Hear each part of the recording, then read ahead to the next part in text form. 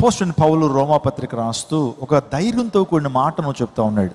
దేవుడు మన పక్షాన ఉన్నప్పుడు, మనతో ఉన్నప్పుడు మనకి విరోధి ఎవరు? క్వశ్చన్కి మీరే ఆన్సర్ చేయాలి. విరోధి ఎవరు? ఎవరుండరు. దేవుడు మన పక్షాన ఉన్నప్పుడు మన విరోధులను కూడా ఆయన మిత్రులుగా మార్చేటువంటి దేవుడు. నీకు విరోధంగా రూపించబడిన ఆయుధం వర్ధిల్లదు. యెషయా గ్రంథము 15:17 నీకు విరోధముగా రూపించబడిన ఆయుధం వర్ధిల్లదు అన్నాడు. No weapon formed against you shall prosper. నీకు విరోధముగా ఒకవేళ సాతానుడు నీ జీవితంలో అనారోగ్యాన్ని ఒక ఆయుధంగా నీ మీద ప్రయోగిస్తున్నట్లయితే అది నిలబడదు. ఒకవేళ నీ మీద పిటిషన్స్ వేయబడుతుంటే అది నిలవదు. నీ జీవితంలో సాతానుడు అపవాది శక్తులను, దురాత్మ శక్తులను నీ మీద ప్రయోగిస్తున్న అవి నిలబడవు. అమెరికా దేశంలో అద్భుతమైన పరిచయం చేస్తున్నటువంటి దైవజనుడు ఉన్నాడు. ఆయన ఆఫ్రికాలో ఎక్కువగా దేవుని సువార్తను ప్రకటించేటువంటి వాడు.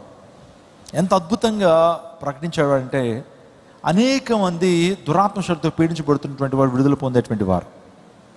ఆఫ్రికా దేశం అనేక క్రూసైడ్స్ ఆయన నిర్వహించారు.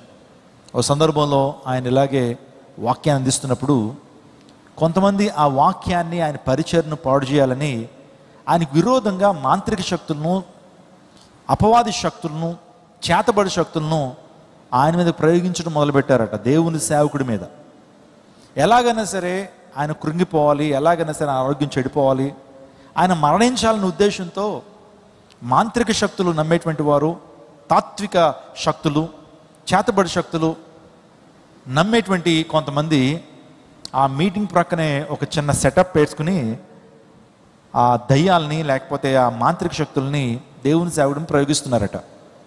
ఎప్పుడైతే దేవుని సేవకుడు యేసయ్య నామం ఎప్పుడైతే ప్రొనౌన్స్ చేస్తున్నాడో, యేసయ్య నామాన్ని ఎప్పుడైతే ప్రకటిస్తున్నాడో, in the name of Jesus అని ఎప్పుడైతే ప్రకటిస్తున్నాడో, ఆ దయ్యాలు ఎవరైతే ప్రయోగిస్తున్నారో వారు ఒక 4-5 అడుగులు ఎగిరి కింద పడుతూ ఉండేటువంటి వారట. ఆశ్చర్యం అనిపించేది. ఏంటి ఆ నామాన్ని పలుకుతున్నప్పుడు మాలో ఇటువంటి ప్రతిఘటన వస్తుంది ఏంటి? ఆయనకి మీదకి ఎన్నైతే మాంత్రిక శక్తులు ప్రయోగిస్తున్నామో అవి రిటర్న్ అవుతున్నాయి. నిజంగా ఆయన ఆరాధిస్తున్నటువంటి దేవుడు చాలా గొప్పవాడు. ఆ యేసు నామం చాలా శక్తివంతమైనది అని ఆ మాంత్రిక శక్తులు ప్రయోగించేటువంటి వారు దేవుని సేవకుడి దగ్గరికి వచ్చి ఆయన పాదాల మీద సాష్టాంగపడి, అయ్యా మీరు పూజిస్తున్నటువంటి దేవుడు గొప్పవాడు, మీరు ఆరాధిస్తున్న దేవుడు అన్ని మాంత్రిక శక్తుల కంటే, దయ్యపు శక్తుల కంటే గొప్పవాడు అని వారు ప్రభువుకి వారి జీవితాన్ని సమర్పించారట. ఎందుకు మాట చెప్పానంటే ఈ ప్రపంచంలో యేసయ్య నామం శక్తివంతమైనటువంటి నామం, యేసయ్య నామం ప్రభావవంతమైనటువంటి నామం. యేసయ్య నామంలో శక్తి ఉంది, యేసయ్య నామంలో విడుదల ఉంది, యేసయ్య నామంలో స్వస్థత ఉంది, యేసయ్య నామంలో ఆదరణ ఉంది, యేసయ్య నామంలో అభిషేకం ఉంది, యేసయ్య నామంలో ఆశీర్వాదం ఉంది.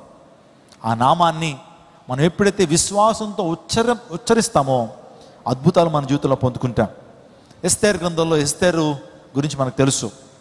తన పినతండ్రి అయినటువంటి మొర్దెకై, వారిద్దరి మీదకి ఒక దుష్ట స్వభావం కలిగినటువంటి హామాను ఎస్తేర్ని ఎలాగైనా గద్దె దిగ్గించాలా, వీళ్ళేంటి రాణి అయిపోవటం, ఎస్తేరేంటి రాణి అయిపోవటం అని చెప్పి క్రోధంతో, అసూయతో హామాను మొర్దెకై మీద పన్నాగాని పన్నాడు. మొర్దెకైని ఎలాగన్నా చంపాలి, ఉరికమ్మ ఎక్కించాలని 50 మూరల ఉరికమ్మాన్ని త్రవ్వాడు. త్రవితే అద్భుతం ఏంటి తెలుసండి, దేవాది దేవుడు తను మొర్దెకై మీదకి ఏదైతే ఆపద, ఏదైతే పన్నాగాని పన్నాడో ఆ పన్నాగం బెడిసికొట్టింది. ఏ ఉరి శిక్షనైతే, ఉరికమ్మాన్నైతే తవ్వాడో అదే ఉరికమ్మలో ఆ వ్యక్తి ఉరి తీయబడతాడు. ఎందుకు మాట చెప్పానంటే నీకు విరోధంగా రూపించబడిన ఆయుధం వర్ధిల్లన్నాడు. ఎవడు తీసుకున్న గోతులో వాడే పడతాడు. ఎప్పుడు పడతాడు తెలుసండి, నీవు నీ జీవితాన్ని ప్రభుకు సమర్పించినప్పుడు, ప్రభు కొరకు నువ్వు జీవించినప్పుడు. మొర్దెకై భక్తిహీనుడిగా ఉంటే అద్భుతం జరిగి ఉండేటువంటిది కాదు. మొర్దెకై దేవుని భయభక్తులు కలిగి లేకపోయినట్లయితే అద్భుతాన్ని పొందుకునేటువంటి వాడు కాదు. మొర్దెకై ఒక గొప్ప దేవుని ఆరాధకుడిగా కనపడుతుంటాడు. యూదుడు, నిజంగా మొర్దెకై యూదుడు. నేను చాలా సందర్భాలు చెప్పాను, యూదులకి కొన్ని ప్రత్యేకమైన లక్షణాలు ఉంటాయని. ప్రతి యూదుడు కూడా సున్నతి చేయబడతాడు. ప్రతి యూదుడు కూడా వారానికి రోజుకి 5 సార్లు ప్రార్థన చేస్తాడు. ప్రతి యూదుడు కూడా తన యొక్క సంపాదనలో దశంభాగాన్ని నమ్మకంగా ప్రభువుకు చెల్లిస్తాడు. ఇంకో మాట చెప్పాలంటే ఉపవాసం, వారానికి 2 సార్లు ఉపవాసం ఉంటాడు యూదుడు. సో ఈ యొక్క మొర్దెకై కూడా యూదుడుగా ఉన్నాడు, దేవుని భక్తులు కలిగినటువంటి వాడు. అందుని బట్టి తన మీదకి రూపించబడిన ఏ ఆయుధం కూడా వర్ధిల్లబడలేదు. దేవుడు గొప్ప జయ జీవితాన్ని ఇచ్చాడు. అర్ధరాత్రి వేళ రాజుకి నిద్ర పట్టకుండా చేసి సమాచార గ్రంథాన్ని తెప్పించుకుని దాన్ని చదవటానికి దేవుడే ఆలోచన ఇచ్చాడు. ఆలోచన చేయండి, దేవుడు తగిన కాలం ముందు ఆయన స్పందించేటువంటి వాడు, ఆయన తగిన కాలం ముందు ప్రతిస్పందించేటువంటి వాడు. Is a climax hero. ఏసే ఎవరు? Is a climax hero. క్లైమాక్స్లో వస్తాడైనా, వచ్చి అద్భుతాన్ని తారుమారు చేసేస్తాడు. అప్పుడు వరకు పరిస్థితులన్నీ కూడా తారుమారుగానే ఉంటాయి. అప్పుడు వరకు పరిస్థితులన్నీ కూడా విషమంగానే ఉంటాయి. ఏంటి నా పరిస్థితి ఇలా అయిపోయింది అనుకుంటాం, ఏంటి నా పరిస్థితి ఇంత భయంకరంగా మారిపోయింది అనుకుంటాం, ఏంటి నా పరిస్థితి ఇలా అయిపోతుంది అనుకుంటాం. కానీ దేవుడు తగిన కాలం ముందు క్లైమాక్స్లో ఆయన మొత్తం సీన్ అంతా రివర్స్ అయిపోతుంది. స్తోత్రం చెప్పండి, హల్లెలూయా.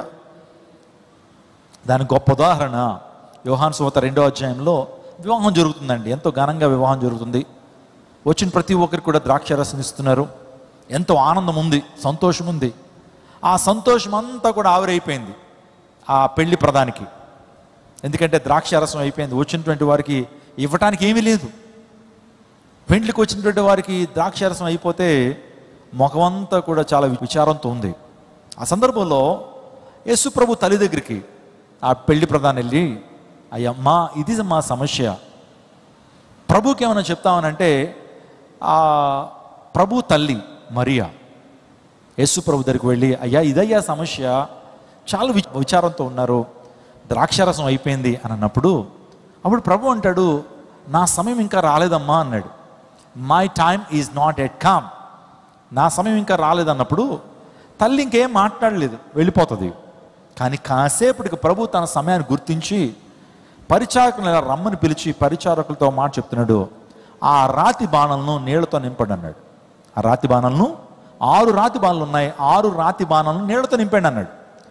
నింపిన కాసేపటికి అంటున్నాడు, ఆ నీళ్లను పంచిపెట్టండి అన్నాడు. ఏమంటే ద్రాక్షారసానికి బదులుగా నీళ్ళు ఇస్తే గెస్ట్లు అంత ఈజీగా తీసుకోరు. మాకు నీళ్ళు ఇస్తావా, మా ఇంట్లో లేవని ఇక్కడికి వచ్చామనుకుంటావా, వచ్చి ఇలా అవమానిస్తారని రకరకాలుగా మాట్లాడతారు. కానీ ఆ నీళ్లను అంతిమ స్థితిలో, అంటే ఎండ్ స్టేజ్లో దేవుడు ద్రాక్షారసంగా మార్చేశాడు. వారు పోసినప్పుడు నీళ్లే, వారు ఆ నీళ్లను పంచిపెడుతున్నప్పుడు అవి నీళ్ళుగానే ఉన్నాయి. కానీ ఎప్పుడైతే వారు ఆ నోట్లోకి దాన్ని తీసుకుంటా ఉన్నారో అక్కడ దేవుడు ద్రాక్షారసంగా మార్చేశాడు. హల్లెలూయా.